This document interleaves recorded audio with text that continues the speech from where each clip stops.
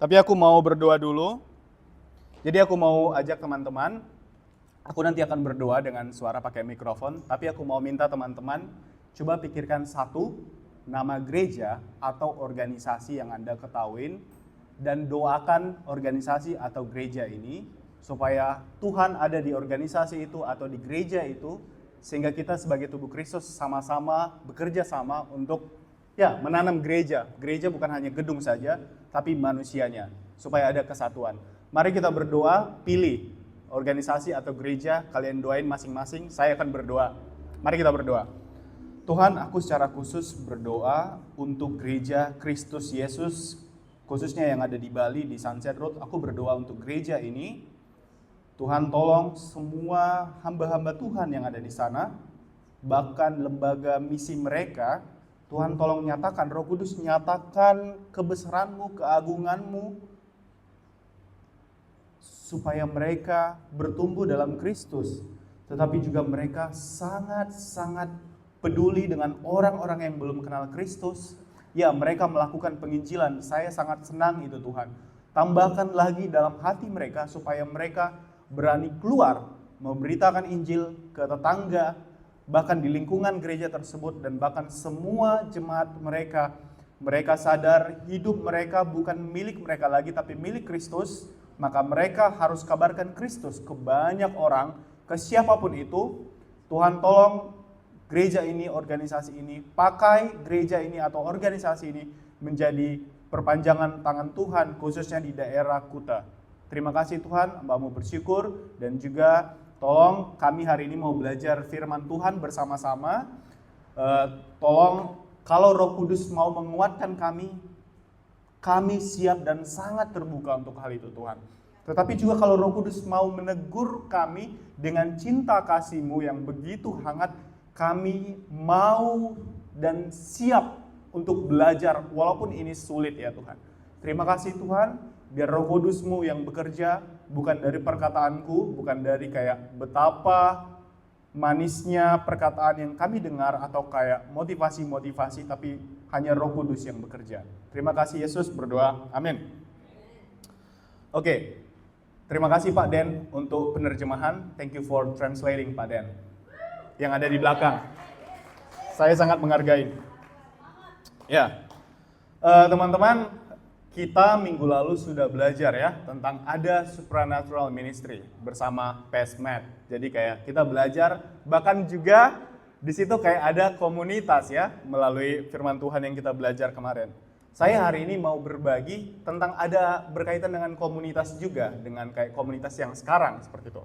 Jadi sebelum saya sharing, saya mau sedikit cerita. Hari Jumat kemarin saya pergi ke GWK, Garuda Wisnu Kencana. Di sana ada klinik untuk tes darah. Karena selama 1 bulan ini saya sakit, hampir tiap hari selalu sakit. Saya bisa beraktivitas dengan baik, tapi tiba-tiba drop, bisa sampai 4-5 jam nggak bisa bergerak sama sekali. Dan itu seperti kayak sangat frustasi buat aku. Bahkan istri Elizabeth, sampai dia beberapa kali, dia takut, apa kita butuh panggil orang, kata dia. Dan aku bilang, no, gak mau. Karena aku gak mau kayak orang tahu kayak aku lemah. Ya, aku masih bekerja, I'm still working on it. Aku masih berproses dalam hal itu. Sebagai tubuh Kristus harusnya gak apa-apa libatkan orang lain untuk membantu aku. Ya, tolong berdoa sebagai orang Indonesia, sebagai orang Batak, masih berproses hal itu. Karena supaya tidak menganggap diri bisa melakukan segalanya. Kalau teman-teman ada yang seperti itu, mari berdoa bersama-sama. Ya, jadi saya pergi ke klinik ini, mereka ambil tes darah. Lalu saya tidur, dan darah ini ditaruh seperti di kamera, dan ada monitor 2 besar. Lalu dia jelaskan ke saya, wah ternyata di dalam darah ada banyak partikel-partikel. Ada sel darah merah, sel darah putih, ada amuba, ada fungus, jamur ya. Ada juga bagian lainnya. Aku kayak heran, wow. Padahal yang aku lihat, darah ini hanya merah saja. Biasa aja saya lihat. Tapi ketika lihat detail, ada banyak partikel, dan partikel-partikel ini saling membutuhkan satu sama lain. Bayangin, Kalau misalnya sel darah merah saya bilang, hei sel darah putih, kamu nggak terlalu penting. Aku yang paling kuat, aku yang paling berani, aku yang paling penting. Mungkin kalau sel darah merah saya bisa ngomong gitu, mungkin saya mau ubah aja sel darah saya ganti jadi oli. Karena oli beli di tempat servis, masukin ke dalam tubuh saya, mereka tidak ada komplain, mereka tidak ada saling membuli, dan mereka tidak memikirkan saya lebih penting. Karena oli motor, mereka bisa bekerja sama untuk motor tersebut. Tapi syukurnya, sel darah merah saya tidak bilang seperti itu. Justru karena ada sel darah merah, sel darah putih, dan yang lain-lain, justru itu menjadi kesatuan yang kuat. Nah, hari ini kita juga belajar tentang bagaimana tubuh Kristus yang berbeda-beda, ada banyak bagian-bagian, tapi kita satu. Nah, sekarang kita coba mau baca dari 1 Korintus. 1 Korintus 12. Teman-teman kalau punya Alkitab cetak atau Alkitab elektronik bisa dibuka dari 1 Korintus 12. Dari ayat yang ke-12 sampai 31 ya. Sebenarnya saya mau minta tolong ada orang yang menjadi volunteer, jadi relawan untuk bisa baca ayat 12 sampai 31. Ada yang bisa tolong saya? Oh iya, maaf, versi AMD. Versi AMD. Supaya lebih mudah untuk kita baca. Mungkin saya tunjuk aja ya. Kak Hendra, boleh minta tolong saya? Ayat 12 sampai 31, 1 Korintus 12, ayat 12 sampai 31. Iya, pakai mikrofon.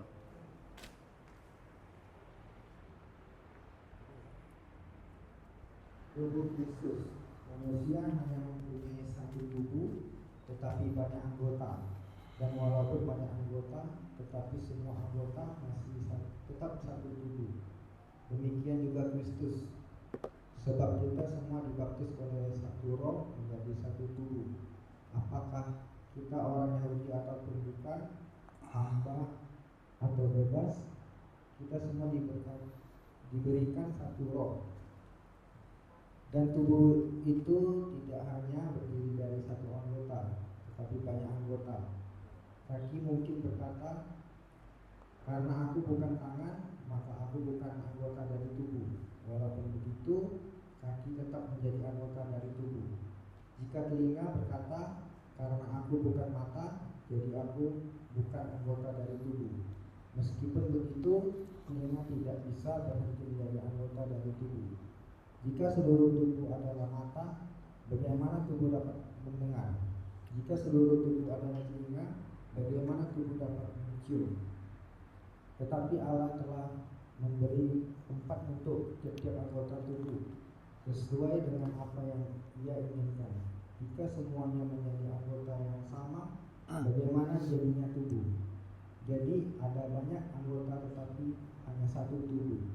Mata tidak bisa berkata kepada tangan, aku tidak perlu kamu, dan kepala juga tidak bisa berkata kepada kaki, aku tidak perlu kamu. Sebaliknya, anggota tubuh yang tampaknya lebih lemah justru penting, dan anggota tubuh yang kita anggap tidak berarti justru kita memberikan lebih banyak perhatian. Dan kita memberikan perhatian khusus kepada bagian tubuh yang tidak ingin kita tunjukkan. Anggota tubuh yang lebih indah tidak memerlukan perhatian khusus, tetapi Allah telah membuat tubuh sedemikian rupa dan memberikan banyak penghormatan kepada anggota yang memerlukannya. Allah melakukannya ini supaya tubuh kita tidak berbagi-bagi. Allah ingin setiap anggota tubuh mendapat perhatian yang sama. Jika satu anggota tubuh menderita, semua anggota ikut menderita. Atau jika satu anggota dihormati, semua anggota lainnya juga dihormati. Kamu semuanya adalah tubuh Kristus. Masing-masing kamu adalah bagian dari tubuh itu. Dan di dalam gereja Allah telah memberikan tempat pertama-tama kepada rasul-rasul, kedua kepala nabi-nabi, dan ketiga kepada guru-guru. Kemudian Allah memberi kepada mereka yang melakukan mujizat, menyembuhkan, menolong, memimpin, dan berbicara dalam berbagai bahasa yang berbeda. Tidak semuanya adalah rasul, tidak semuanya adalah nabi, tidak semuanya adalah guru, tidak semuanya melakukan mujizat, tidak semuanya mendapat karunia untuk menyembuhkan, tidak semuanya berbicara dalam berbagai bahasa yang berbeda, tidak semuanya menafsirkan bahasa-bahasa itu. Tetapi kamu harus mempunyai keinginan untuk karunia-karunia rohani yang paling membantu. Dan sekarang aku ingin memberi kita jalan kehidupan yang bahkan lebih besar. Terima kasih Kak Hendra. Ya, kita sudah baca ya, Kak Hendra sudah baca untuk kita. Sedikit informasi, mungkin sudah pernah dengar ini, tapi saya mau ingatkan lagi kayak surat Korintus yang baru dibaca oleh Kak Hendra, singkatnya seperti ini. Dulu Rasul Paulus itu datang ke kota ini untuk penginjilan. Lalu setelah di sana dia mengajarkan, lalu dia meninggalkan kota ini. Lalu ternyata dia dengar ada masalah di Korintus ini. Apa masalahnya? Ada banyak perpecahan terjadi di sana. Ada yang mengaku golongan si Apolos, ada yang mengaku golongan si Petrus, ada yang mengaku golongan si Paulus. Jadi kayak, oh ini, aku golongan ini nih. Jadi mereka membanggakan dari mana mereka, golongan mereka. Nah, jadi dan juga ada ajaran-ajaran lain. Lalu si Paulus dia mengasih perhatian. Dia tuliskanlah surat ini sebagai untuk jemaat. Jemaat artinya untuk banyak orang. Sama, hari ini saya membagikan firman Tuhan ini bukan hanya untuk satu orang saja. Bukan hanya untuk Kak Hendra karena dia sudah baca, tetapi firman Tuhan ini untuk saya dan kita semua. Jadi itu harus sangat jelas. Jadi firman Tuhan ini untuk kita semua dan kita bisa ambil prinsip-prinsipnya. Ya, dari ayat 12 sampai 31 ada kata kunci yang saya kasih. Jadi ada 4 dan ini yang mau kita diskusikan pagi ini. Yang pertama yaitu di sini dikatakan di ayat 13 karena titik-titik kita semua telah dibaptis menjadi satu tubuh. Itu di ayat 13. Lalu poin kedua, kata kuncinya, Tuhan mengatur anggota-anggota dalam tubuh. Itu ada kaki, tangan, itu di ayat 18. Lalu yang ketiga, Allah menyusun tubuh kita sedemikian rupa. Artinya kayak saling berkesinambungan. Sehingga tidak ada perpecahan, sehingga anggota tubuh satu sama lain saling memperhatikan satu sama lain. Itu di ayat 24 sampai 25. Dan yang terakhir di ayat 31 di sini dibilang sungguh-sungguh menginginkan hadiah yang lebih tinggi. Ini tujuannya nanti, hadiah yang lebih tinggi. Jadi ini pernyataan kunci atau kata kunci yang mau kita bahas hari ini. Paulus ingin sampaikan ke jemaat Korintus ini yang mau saya ajarkan ke kalian. Ini kata kuncinya. Jadi kita juga mau belajar hari ini apa di balik penekanan 4 kata kunci tadi. Kenapa dia harus bilang 4 kata kunci itu? Mari kita coba bahas yang pertama. Yang pertama di ayat 13. Saya akan bacakan di ayat 13. Di ayat 13 dia bilang dari ayat 12. Manusia hanya mempunyai satu tubuh, tetapi banyak anggota. Dan walaupun banyak anggota, tetapi semua anggota masih tetap satu tubuh. Demikian juga Kristus. Sebab kita semua dibaptis oleh satu roh menjadi satu tubuh. Apakah kita orang Yahudi ataupun bukan, hamba atau bebas, kita semua diberikan satu roh. Teman-teman coba kita lihat di ayat 12 sampai 13. Di sini dibilang kita dibaptis dalam satu roh. Nah, jadi kata dibaptis di sini, ini Paulus tidak sedang bahas tentang baptisan air, baptisan percik, baptisan tenggelam, baptisan dilempar, atau apapun itu yang kita pernah dengar, atau baptisan disemprot pakai air comberan. Enggak ya, dia tidak sama sekali bahas masalah jenis-jenis baptisan. Jadi dia di sini mau menekankan baptisan yang dimaksud itu dari kata dasarnya, yaitu kayak kita dibenamkan, ditenggelamkan, dipenuhi oleh Roh Kudus ketika kayak kita menyerahkan bersama dengan Dia. Paulus mau bilang, ya, kita sudah ditenggelamkan, sudah dibenamkan, sudah dipenuhi oleh Roh yang sama, sehingga kita menjadi satu tubuh. Ya, teman-teman, ini sangat menarik.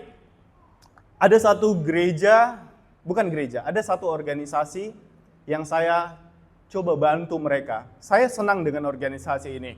Dan saya sangat menghargai semua yang mereka lakukan, dan ada Tuhan pasti di organisasi itu. Tapi di satu sisi, saya sangat sedih juga ketika saya coba bertanya dengan organisasi ini, mereka mau buka di Bali, kayak baru mau mulai. Saya bilang, hey, di sini kita ada banyak organisasi, bahkan ada banyak gereja. Kebetulan mereka proyeknya dalam penerjemahan Alkitab. Lalu saya bilang, saya bisa bantu kalian connect ke organisasi lain. Karena kita tubuh Kristus ya, akan lebih cepat kalau kerja sama, saya bilang begitu. Lalu orang ini bilang, ya itu bagus, tapi kami nggak mau. Lah kenapa nggak mau? Saya bingung. Kenapa tidak mau? Saya tanya, Tuhan kalian Yesus bukan? Dia bilang, ya. Akhirnya dia bilang, kami malu nanti organisasi lain pikir kami nggak profesional. Terus kayak kami nggak mau berdebat dengan mereka. Kami nggak mau mereka terlibat dengan kami karena kami beda visi, beda misi. Terus saya langsung pikir, oh oke. Lalu saya tanya ke mereka, kira-kira tangan kamu dan kaki kamu bisa nggak hanya ada tangan, nggak ada kaki, saya bilang. Dan dia bilang, enggak, harus kerjasama, kata dia. Nah itu dia, sebenarnya kamu sedang menolak tangan atau kepala atau telinga. Coba kalau anggota tubuhnya lengkap, maka pasti kalian akan bisa kerjasama lebih baik dan lebih cepat, saya bilang. Dan dia kasih banyak alasan, dan akhirnya saya bilang, ya saya akan bantu kalian kalau kita tubuh Kristus saling membantu. Saya akan investasi waktu. Tapi kalau kalian tidak mau, maaf, coba cari orang lain. Akhirnya saya tinggalkan, saya bilang, kalau kalian berubah pikiran, coba datang, saya akan bisa konekkan. Tapi mereka tidak datang lagi sampai saat ini. Jadi kayak, saya bersyukur, mereka tidak mau bekerja sama seperti itu. Saya bersyukur untuk hal ini, saya langsung sadar. Nah teman-teman, di ayat 13, ketika dibilang satu tubuh, seperti yang saya bilang tadi, ini bukan tentang baptisan air ataupun baptisan lainnya. Jadi jangan mau sampai fokus ke baptisan air, baptisan percik. Itu hal-hal teknikal. Jadi kita mau lebih fokus ke apa prinsipnya seperti itu. Saya mau tanya, kalau misalnya gereja All Peoples, misalnya gereja All Peoples dibaptis pakai selang. Dihidupkan air pakai selang terus disiram kalian semua. Tapi Pak Matt bilang dalam nama Yesus. Karena ternyata hanya melalui selang saja yang bisa air keluar. Lalu pergi ke gereja lain, kalian dibaptis di kolam yang begitu mewah. Ada kayak tempat mandi air panas atau air es, air yang dingin. Terus kalian pikir, wow, di gereja ini ternyata yang lebih baik. Karena kolamnya lebih bagus, sementara di All Peoples pakai selang. Kira-kira kalian akan mati nggak kalau dibaptis pakai selang? Kira-kira Roh Kudus nggak akan ada nggak di kalian kalau pakai selang? Bisa aja ada. Contoh di Afrika, misalnya kering, ada tempat yang sangat kering. Mereka hanya dalam satu botol air, karena mereka sangat butuh air, mereka ambil dan mereka bukan dipercik, karena dipercik airnya banyak. Mereka celupkan tangan mereka, pendetanya, lalu dikasih seperti di keningnya. Kubaptis kau dalam nama Bapa Yesus Kristus. Nggak masalah, kita nggak peduli hal itu, tapi prinsip yang paling utama, Yesus mati di kayu salib untuk tebus dosa kita, kita dipenuhi dosa yang lama, manusia yang lama itu ditinggalkan, kita bersama Yesus. Itu yang paling penting dan kita mau fokus aja di ayat situ. Nah sekarang saya mau tanya ke saudara, kita tubuh Kristus ya? Ada nggak di sini yang merasa bahwasanya kalian yang lebih penting daripada yang lain? Atau organisasi kalian lebih penting daripada yang lain? Kalau masih ada, nggak apa-apa. Mungkin Tuhan atau Roh Kudus sedang memproses kita. Supaya kita bisa melihat satu kesatuan. Kenapa dibilang di sini dibaptis dalam satu tubuh? Di sini saya melihat, ketika saya baca ini jelas sekali ternyata fokusnya Paulus bukan tentang tangan, kaki, atau telinga, atau hidung, atau kepala. Tapi fokusnya adalah tujuan. Tujuannya ini akan sinkron dengan fungsi. Setiap bagian tubuh mempunyai fungsi yang berbeda-beda. Contoh, misalnya saya lagi potong bawang, terus tangan saya tersayat pisau, terpotong pisau, dan keluar darah. Secara otomatis, kaki saya akan bergerak, mata saya akan melihat di mana ada Hansaplast atau bandage untuk mengobati luka saya. Bayangkan kalau hanya tangan saya saja yang bekerja. Gimana saya bisa jalan? Bayangin jalan pakai jari. Nggak akan dapat Hansaplastnya sampai akhirnya makin banyak darah. Dan akhirnya bisa mungkin berakibat lebih fatal. Tapi karena tersayat pisau, mata saya langsung aktif. Di mana kotak P3K? Kaki saya bergerak. Otak saya juga berpikir, saya harus lakukan segera mungkin untuk mengatasi luka ini. Di sini kita bisa lihat kayak satu kesatuan. Saya selalu berdoa supaya Tuhan menegur saya. Karena saya salah satu orang yang terlalu suka menghakimi dulu. Sekarang sudah jauh lebih baik dan Tuhan masih proses. Masalah yang paling besar adalah saya menghakimi organisasi atau gereja-gereja lain, itu hal-hal yang teknikal, bukan hal-hal yang esensial. Itu hal-hal yang non-esensial. Betapa bodohnya saya, betapa tidak bijaksananya saya menghabiskan waktu saya hanya untuk mengkritisi hal-hal yang teknik, hal-hal yang non-esensial. Contoh masalah pola ibadah, cara berpakaian, harus ada kumis, harus ada jenggot misalnya seperti itu. Nggak boleh tato, harus misalnya kayak si Bun sama si Om. Kalau mereka datang ke gereja nggak boleh tato, maaf ya, kalian nggak masuk, kalian keluar aja. Kalau kita fokus di hal-hal yang tato, apa yang terjadi? Bayangin coba, kalau ada orang yang bertato, dulunya memang bertato, tapi mereka mengalami hadirat Tuhan, diubahkan hatinya. Mereka datang ke gereja All Peoples, lalu penyambut tamunya saya dan Kak Endra. Selamat datang hari Minggu, ada tato atau tidak? Ya, maaf, di sini hanya tidak bertato. Akhirnya mereka keluar, dan akhirnya mereka akan tersakitin. Dan mereka akan berpikir, Tuhan Yesus mati hanya untuk orang yang suci dan tidak punya tato. Betapa bodohnya hal-hal seperti ini. Ini menjadi teguran buat saya sendiri. Banyak hal, khususnya di gereja-gereja saya, gereja orang tua saya, gereja suku, bukan menghakimi. Mereka ada baiknya, ada banyak hal yang kita bisa belajar dari mereka. Tapi ada hal juga yang mereka terlalu fokus dengan hal-hal yang tidak esensi. Tidak esensi maksud saya, contoh hal yang esensi itu kayak Yesus Kristus adalah Tuhan, mengakui Trinitas, Roh Kudus. Mereka lebih fokus kayak, oh di sana pakai drum, kami hanya pakai piano. Kalau Edi khotbah, celananya robek-robek di lutut. Kalau pendeta saya khotbah harus pakai jubah. Ini hal-hal yang fokus, dan ngapain kita investasi waktu untuk hal-hal seperti itu? Itu tidak ada gunanya. Lebih baik kita investasi, seperti yang saya bilang tadi, ketika tangan saya luka, saya akan coba cari Hansaplast dan obati. Saya mau tanya saudara-saudara, kita sebagai tubuh Kristus, di sini saya tidak menghakimi.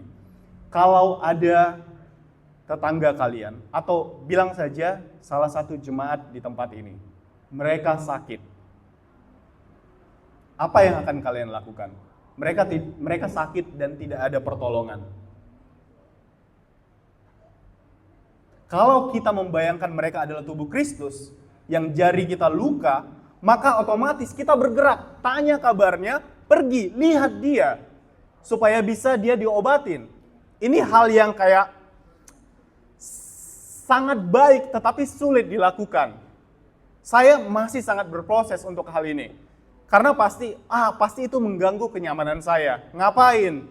Ngabisin waktu saya. Pasti dia bisa jaga diri sendiri atau ada orang lain nanti yang akan bantu dia. Bayangin, kalau di seluruh jemaat kita di sini, misalnya saya sakit, terus semua berpikir, oh nanti ada orang yang akan bantu dia. Semua berpikir seperti itu. Akhirnya tidak ada yang datang membantu saya. Dan kalau saya sakit kritis dan akhirnya mati, misalnya seperti itu. Betapa sedihnya kita kalau kita hanya fokus untuk mengobati luka kita, ternyata ada tubuh Kristus yang lain, kita satu tubuh tidak mau datang pergi dengan segera, menunda-nunda waktu untuk membantu mereka. Ini pasti sulit, tapi kita bisa andalkan Roh Kudus untuk belajar hal ini. Berat? Pasti sangat berat. Enak? Enggak.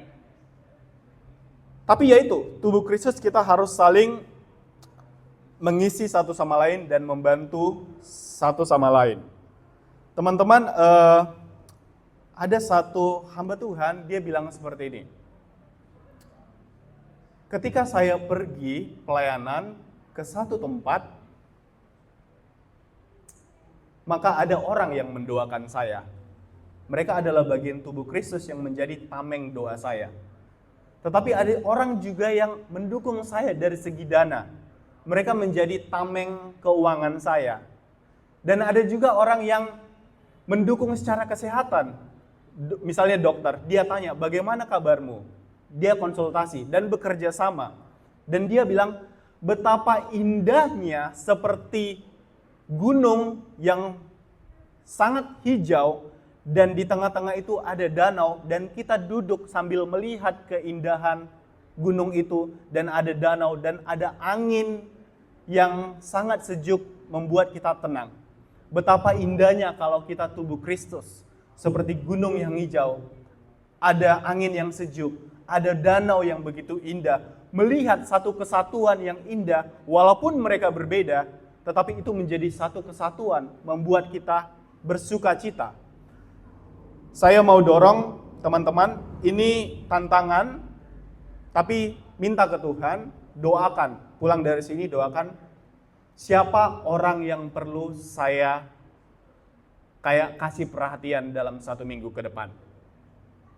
Tanya Tuhan siapa aja, ingat, tubuh Kristus harus dikasih perhatian satu sama lain. Kita mau belajar sebagai tubuh Kristus. Saya sangat senang di tempat ini ada banyak suku-suku ya, kita suku berbeda. Ada juga organisasi juga yang berbeda. Tapi kayak kita datang di sini nggak bawa nama denominasi kita, nggak bawa nama organisasi kita, tapi kita fokusnya ke Tuhan nih, nggak berdasarkan organisasi kita. Bayangkan kalau misalnya saya khotbah, terus ada orang yang datang, seharusnya dia nggak khotbah seperti itu. Itu tidak sesuai dengan makna teologisnya, seharusnya lebih dalam lagi. Lalu di sebelah sisi lain, wah seharusnya dia berkhotbah lebih hal-hal yang praktikal, jangan berbicara tentang teologi. Karena itu yang kami butuhkan. Ini akan menjadi keributan dalam satu persekutuan, karena tidak ada satu kesatuan. Makanya di Yohanes 17 ayat 21, Yesus berdoa untuk murid-muridnya. Dia berdoa apa? Yesus sadar ketika Yesus bersama-sama dengan mereka dan sebelum mengutus mereka, dia sadar kemungkinan besar akan ada perpecahan terjadi. Karena 12 murid mempunyai pola pikir yang berbeda-beda, mempunyai budaya pribadi yang berbeda-beda. Lalu dia bilang di ayat 17, Yohanes 17 ayat 21, dia bilang seperti ini, saudara-saudara. Bapa, aku berdoa supaya mereka semua menjadi satu, sama seperti Engkau ada di dalamku dan aku di dalammu. Aku berdoa agar mereka juga menjadi satu di dalam kita. Jadi dunia akan percaya bahwa Engkaulah yang telah mengutus aku. Di sini jelas kenapa Yesus berdoa untuk mereka. Tujuannya supaya apa? Supaya dunia, orang yang belum kenal Yesus, bisa melihat Kristus dari kesatuan kita. Dan hidup kita menjadi berkat buat mereka. Bayangkan kalau kita terpecah belah, tetangga kita atau orang yang lain, bagaimana mungkin saya mau percaya Yesus? Kalau orang-orang mereka ini, mereka saja tidak bersatu, pecah belah. Bukan berarti kita harus menjadi satu dalam arti semua sama. Kita bisa tetap berbeda. Gak peduli mau hal-hal yang teknikal, hal-hal yang non-esensial. Kita bisa aja berbeda. ada faktor budaya, bisa berbeda. Tapi Tuhan jelaskan di ayat 21, dia bilang kayak yang menjadi satu ini bukan tentang mereka harus makan bersama selalu bersatu, pakaian mereka satu. Tapi Tuhan Yesus sedang jelaskan dasarnya, standarnya, nilai-nilainya mereka harus jadi satu. Berarti ini hal yang esensial. Tuhan Yesus sadar bahkan muridnya yang bersama dengan dia kemungkinan besar akan terjadi pecah belah. Akan terjadi pecah belah. Itu hal yang nyata. Di gereja kita di sini, kita pola pikir berbeda-beda. Saya dan Kak Ruti dan Matt dan Nathan dan Kak Hendra dan yang lain, kita semua berbeda-beda. Ada yang warga negara asing, ada warga negara Indonesia. Kita budaya berbeda. Cara menyampaikan sesuatu berbeda. Tapi kalau kita memang mempunyai standar yang sama, nilai-nilai yang sama tentang Kristus, seharusnya ada kerendahan hati. Ketika berbicara tentang kesatuan, maka juga akan terkoneksi dengan rendah hati. Untuk menjadi rendah hati sangat sulit buat saya sendiri. Tidak tahu buat teman-teman. Tapi PR yang terbesar adalah rendah hati. Dan saya belajar terus dan berdoa supaya selalu menjadi rendah hati. Sangat mudah dan sangat enak kalau menjelekkan orang lain. Nggak harus yang kayak kamu jelek, tapi kayak sepertinya dia nggak bagus dalam hal ini. Teologinya nggak bagus, ibadah mereka nggak bagus. Mereka kurang aktif. Di sana kurang bagus kursinya. Sangat mudah dan itu memuaskan kita. Jujur, ketika saya bilang itu, saya puas. Kenapa? Karena saya merasa tempat ibadah saya lebih bagus. Saya lebih nyaman di sana, kami di sana lebih kekeluargaan. Seharusnya ketika kita di sini mempunyai keluargaan yang kuat, ketika melihat gereja lain, kita encourage mereka, kita kuatkan mereka. Hey, kami ada pengalaman seperti ini di gereja kami. Bisa nggak aku bantu kamu supaya kalian mempunyai pengalaman yang sama? Daripada mengucilkan mereka, daripada menjelekkan mereka. Saya nggak tahu kalau di warga negara asing atau di luar, apa gosip itu hal yang biasa? Is that a thing untuk gosip? Tapi kalau di Indonesia, gosip semakin digosok, semakin sip. Semakin digosok, makin sip. Dan itu enak dan banyak. Nggak peduli mau bapak-bapak, mau ibu-ibu. Semakin digosok, makin sip. Hajar terus. Kalau bisa berjam-jam gosip. Dan nggak ada gunanya sebenarnya menjelekkan orang. Dan sebenarnya ketika orang melihat kita, ketika kita sedang bergosip, orang juga bisa melihat.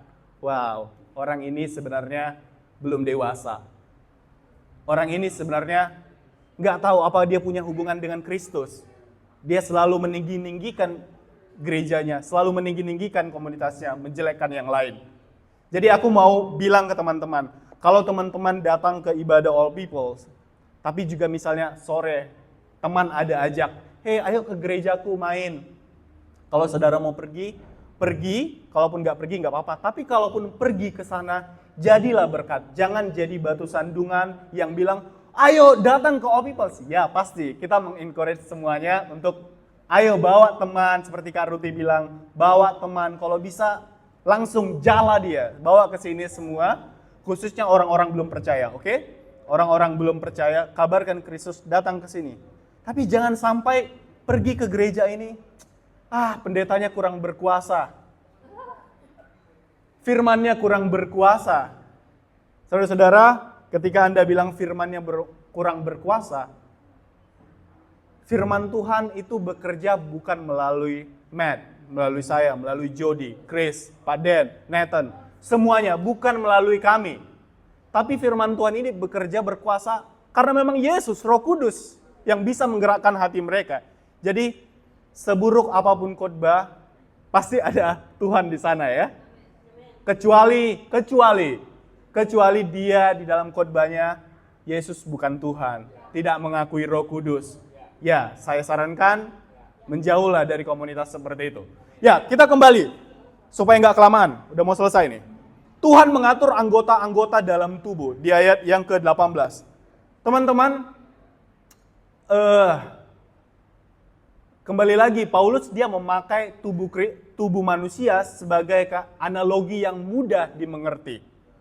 Supaya orang bisa melihat dan mengerti secara gamblang, secara gampang melalui tubuh Kristus. Jadi dia bilang, Tuhan mengatur anggota-anggota dalam tubuh, artinya ada kayak susunan yang baik. Bayangkan kalau tangan, kaki, posisinya berbeda. Tangan saya satu di bawah, kaki saya di atas satu. Bayangin coba, kalau misalnya Nathan mau squat, mau kayak jongkok seperti ini. Ternyata tangannya, mungkin dia hebat, bisa atletik, tapi kayak itu akan lucu, kakinya akan di atas seperti ini. Dia akan menjadi kelihatan seperti Barbie. Ada kaki seperti ini, ada Pokemon. Itu akan sangat lucu. Tuhan sangat detail, saudara-saudara. Tuhan sangat detail untuk mengatur setiap anggota dalam tubuh. Makanya di dalam gereja, ingat, sekali lagi, Korintus, khususnya di ayat 12 sampai 31 ini, dia sedang berbicara di dalam perkumpulan. Orang bersama-sama berkumpul. Ini tidak harus selalu gereja dalam gedung. Ini berbicara tentang tubuh Kristus. Gereja berkumpul bersama-sama. Bisa jadi komunitas kecil, komunitas doa. Jadi di sini dikatakan Paulus juga sangat peduli dan dia sangat bilang kayak bahkan di ayat yang saya coba lihat di sini, ketika kita berkumpul bersama, maka ada karunia yang lebih penting.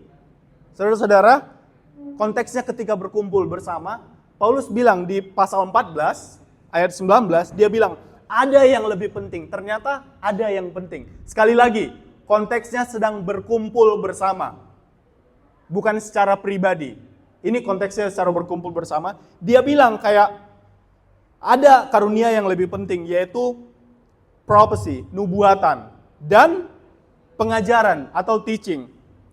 Di situ juga dibilang di ayat 14, 1 Korintus 14 ayat 1. Jadi Paulus juga sedang kasih tahu ke mereka, hey, di dalam komunitas kalian ada orang yang bernubuat. Kenapa itu penting? Karena dia berbicara menyampaikan suara Tuhan melalui orang itu. Ya, nubuat kalau tidak terkontrol oleh Roh Kudus maka bisa berbahaya. Tapi juga di satu sisi bisa sangat-sangat berdampak dalam hidup kita masing-masing. Ada banyak orang bernubuat ke saya. Saya ketika mendengar nubuat dari orang ini, pola pikir saya sedang tidak berpikir, oh betapa hebat nubuat yang dia sampaikan ke saya. Di pikiran saya, betapa hebat nanti Yesus bekerja melalui nubuatan ini.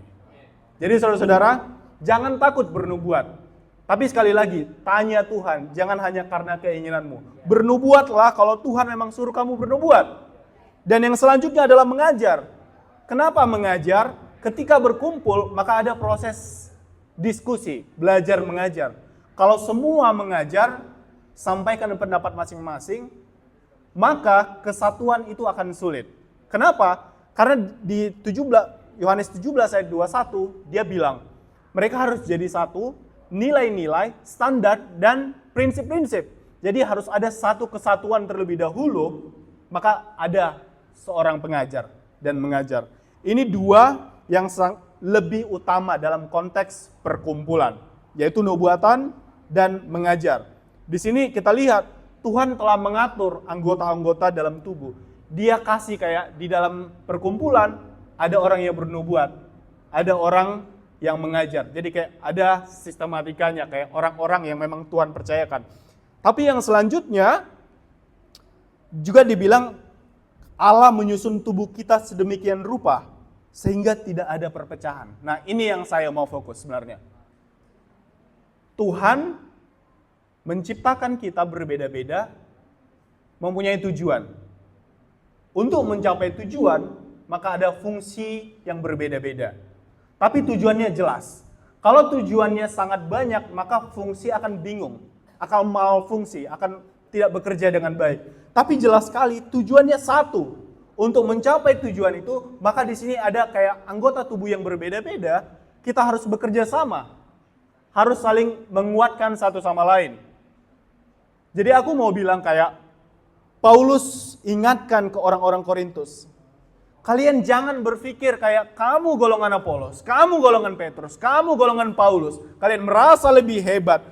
Justru kalian harus melihat bahwasanya Tuhan menyusun kita sedemikian rupa, artinya seperti yang ada sekarang, untuk satu tujuan dan supaya tidak ada perpecahan. Di satu sisi ketika Martin Luther ketika dia menempelkan dalil-dalilnya untuk memprotes sistem waktu itu, kayak ada banyak hal-hal yang tidak dia pikirkan, yang dia tidak setujui. Itu hal yang bagus. Maka disitulah mulai terjadinya proses reformasi.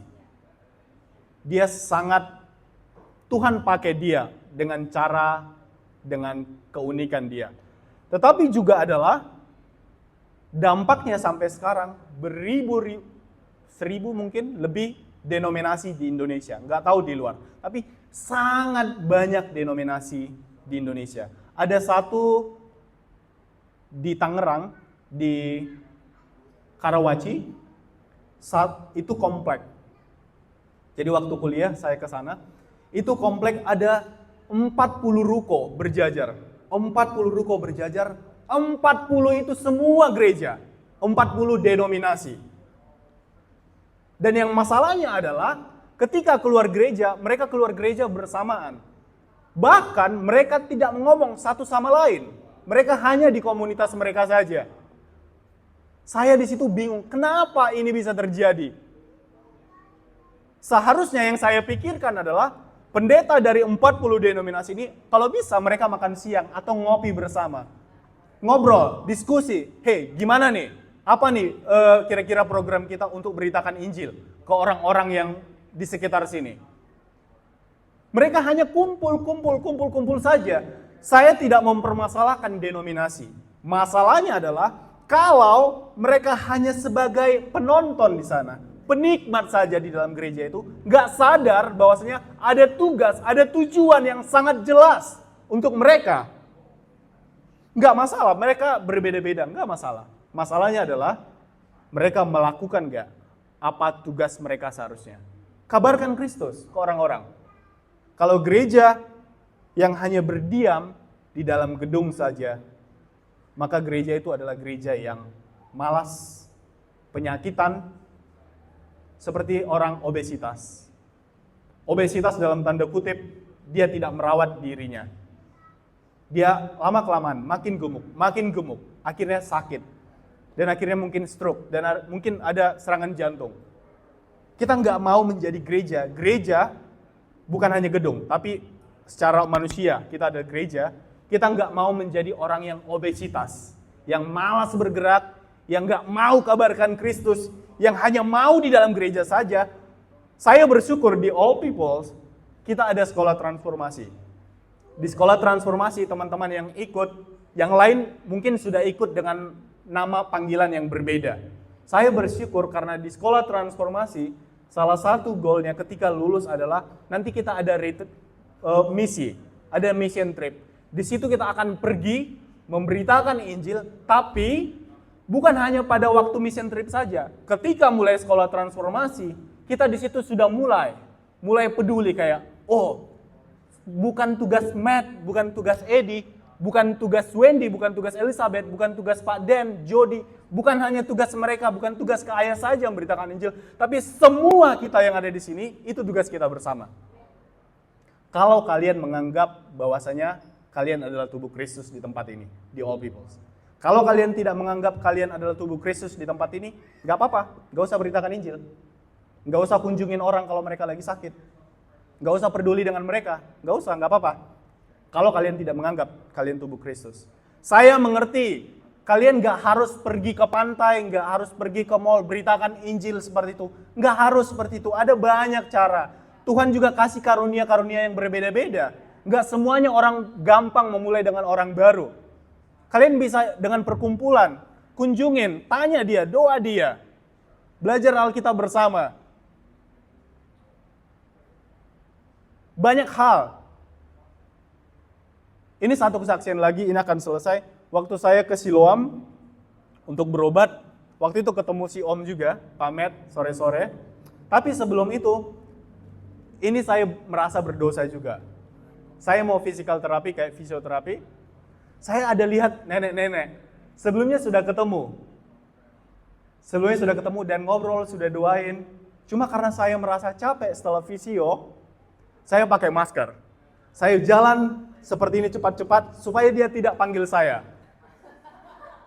Tapi dia datang jalan dengan kerasnya, dia bilang, "Halo, penginjil Edi," kata dia. Oh, saya langsung kayak, aduh, gak berhasil melewati cobaan ini Tuhan.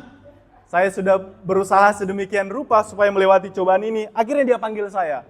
Dan dia bilang, dia mulai bercerita, si nenek ini. "Saya masih simpan nomor penginjil Edi. Waktu itu saya telepon gak diangkat," kata dia. Dalam hati saya, siapa suruh nelpon malam-malam? Akhirnya dia bilang seperti itu. Dia bilang, waktu saudara Edi doain punggung saya, waktu itu sangat sakit. Sekarang saya masih ke fisio, tapi waktu saudara doakan itu, di situ saya merasa hangat, panas, dan kayak saya nangis dan saya merasa sukacita. Dan setelah pulang sampai rumah, saya cerita ke suami saya. Suaminya, karena mereka beda agama, dia bilang akhirnya suaminya juga bingung. Dan saya disuruh datang ke rumah mereka untuk mendoakan mereka. Saya bilang, "Ibu punya gereja ya? Mungkin panggil pendetanya aja," saya bilang. Mereka juga hamba Tuhan, mereka juga berkuasa. Itu bukan saya. Iman ibu yang di situ, saya bilang. Tuhan yang bekerja. Di sini saya mau bilang, bahkan saya sendiri menghindari, karena itu nggak enak dipanggil orang untuk doain. Pasti akan ngabisin waktu saya, harus dengar curhatan ibu-ibu yang sudah tua sampai 1 jam. Walaupun itu nggak masuk di akal saya, tapi harus saya mencoba menahan diri. Dan ujungnya akhirnya saya harus doain dia. Menguntungkan nggak secara kasat mata buat saya? Enggak. Merugikan secara kasat mata. Menyita waktu saya capek, seharusnya bisa pulang, makan, dan lain-lain. Tapi akhirnya, setelah doain dia, saya ditegur waktu sedang nyanyi, bawa motor. Saya ditegur oleh Roh Kudus kayak, "Edi, kamu bilang kamu minta orang damai, selalu supaya ketemu. Aku kasih orang damai, mana? Kamu justru coba menghindar dari dia. Kamu pakai masker, kamu gak mau doain dia. Ayo bertobat." Nah, aku juga mau bilang ke saudara, gak semua pengalamannya harus sama dengan saya. Teman-teman, Tuhan punya cara yang berbeda-beda setiap kita. Jadi, intinya adalah mau terbuka supaya Roh Kudus bekerja dalam hidup kalian. 2 menit lagi, ini selesai. Janji. Kalau enggak, Kak Ruti langsung suruh. Selesai, oke ya? Oke, yang terakhir, di sini dibilang di ayat 31, sungguh-sungguh menginginkan hadiah yang lebih tinggi. Saudara-saudara, ketika Paulus sedang tegur nih orang-orang di Korintus, dia juga bukan hanya negur, dia bukan hanya kasih prinsip-prinsip saja, tapi dia kasih tahu, hey, ada tujuannya, ada hadiah yang kalian terima. Masalahnya adalah, saya dan mungkin saudara-saudara, kita lebih tertarik kalau berbicara tentang hadiah. Makanya di sini dibilang, Paulus bilang, dia justru bukan lebih berkuasa, tapi dia lebih paham, dia lebih merasakan, sudah mengalami berkata-kata dalam bahasa lain, bernubuat, dia lebih dari itu. Tuhan kasih kepercayaan kepada dia akan hal-hal itu. Tapi dia bilang kayak, ya, yang lebih penting adalah yang tadi, ketika mereka dalam satu Kristus saling menguatkan satu sama lain. Karena dia tahu kayak, dia nggak terlalu fokus ke hadiah-hadiah itu, kayak dia bisa berbahasa roh. Pasti bahasa roh sangat berkuasa. Saya sangat yakin dengan hal itu 100%, dan Tuhan masih bekerja mengadakan mukjizat sampai saat ini. Saudara pasti bisa mengalami mukjizat. Kalau Tuhan memang mau lakukan itu. Kalau ada orang bilang mukjizat nggak terjadi lagi, berarti dia sedang membatasi Tuhan. Artinya dia adalah Tuhan. Betapa hebat dia membatasi kuasa Tuhan. Dia adalah ciptaan, sementara Tuhan adalah pencipta. Jadi nggak mungkin ciptaan mengontrol sang pencipta. Tuhan masih bisa melakukan mukjizat kalau memang Tuhan mau lakukan itu dalam hidup saudara. Paulus jelas sekali dia lebih peduli tentang kesatuan ketika dia ada di perkumpulan jemaat. Dia lebih peduli dengan kesatuan sehingga itu saling menguatkan. Teman-teman, jangan tunggu sampai saya merasa saya sudah punya karunia mukjizat. Saya punya karunia berbahasa roh. Saya tunggu dapat karunia bernubuat. Saya tunggu dapat karunia penginjilan. Jangan tunggu akhirnya nggak bergerak. Ayo bergerak dulu, bergerak. Tuhan akan bekerja ketika Anda bergerak. Saya mau tanya saudara-saudara. Siapa di sini yang baca Alkitab, ketika membaca Alkitab lalu menemukan kata penginjilan? Saya mau tanya, biasanya konteksnya dalam konteks apa penginjilan? Mukjizat, sorry. Mukjizat terjadi biasanya dalam konteks apa? Ada nggak di Alkitab ditulis ketika mereka sedang bernyanyi bersama-sama? Atau berkumpul bersama-sama? Ada nggak di Alkitab seperti itu? Saya bisa salah, tapi yang saya baca selalu ketika ada mukjizat, selalu konteksnya dalam penginjilan. Ketika, artinya begini, ketika Anda penginjilan, ini dengan banyak cara mengkabarkan Kristus, Tuhan bisa lakukan mukjizat banyak hal untuk apa? Supaya orang yang belum percaya, mereka melihat Kristus. Ada mukjizat yang masih terjadi dan Kristus sebagai penguasa dan dia bisa menghancurkan segala tembok-tembok. Bukan berarti ketika kita berkumpul di sini mukjizat nggak bisa terjadi, bisa. Tapi mana saudara yang lebih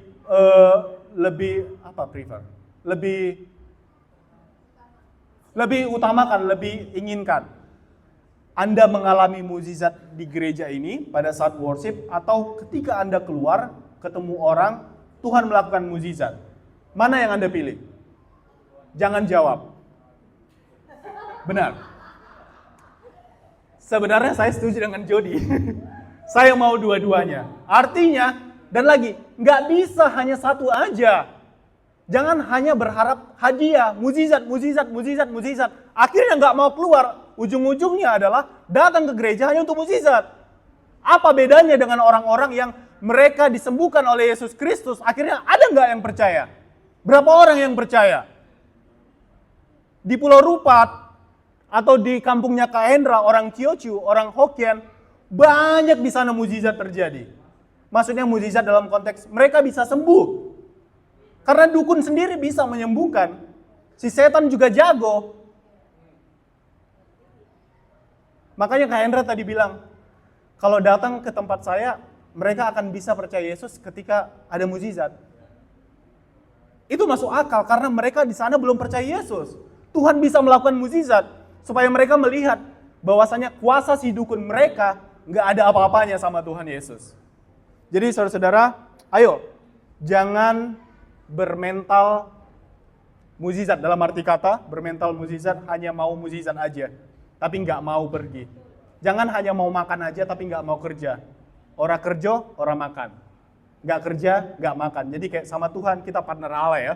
Jadi bekerja. Ya, mari kita berdoa. 2 menit ya Kak.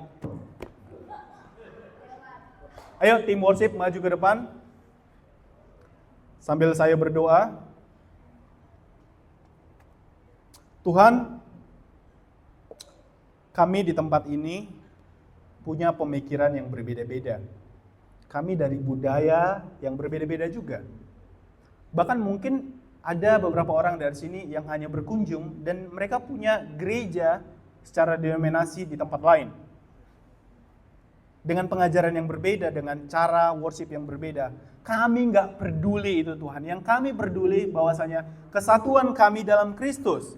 Kami mau saling menguatkan satu sama lain dengan tujuan Kristus bisa dilihat oleh banyak orang melalui hidup kami. Tuhan, tolong tegur kami di tempat ini kalau kami masih menganggap diri kami yang lebih penting. Tapi juga kuatkan kami supaya kami kayak sadar bahwasanya Kristus yang lebih penting.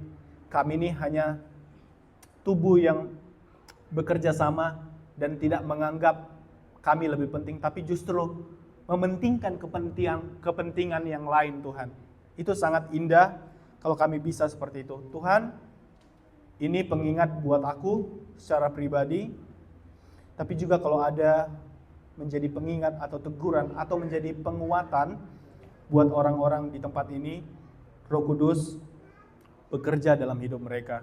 Engkau bisa datang ke dalam mimpi mereka. Engkau bisa nyatakan dalam berbagai banyak cara, Tuhan.